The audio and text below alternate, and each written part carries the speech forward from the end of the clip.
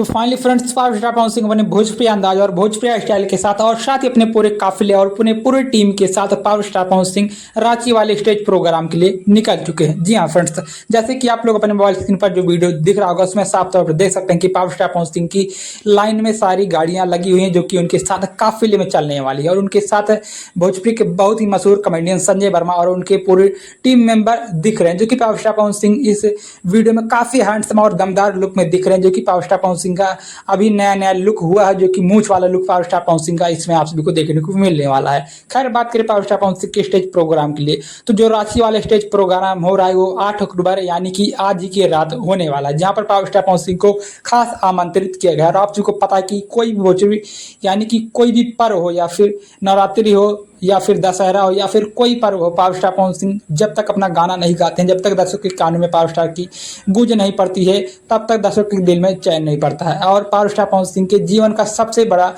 त्योहार होता है नवरात्रि। और पावर स्टार पवन सिंह अगर ऐसे सुबह सुबह अपने आवाज़ से अपने सुरों से दर्शकों को नहीं झुमाएंगे तो फिर कब झुमाएंगे। तो पावर स्टार पवन सिंह का आज 8 अक्टूबर को रांची में एक शानदार बवाल स्टेज शो प्रोग्राम होने वाला है, जहां पर पावर स्टार पवन सिंह पूरे दमखम के साथ पावर स्टार पवन सिंह अपने सुरों का समा बांधने वाले हैं और एक बार फिर गर्दा तो उड़ाने वाले हैं बॉस।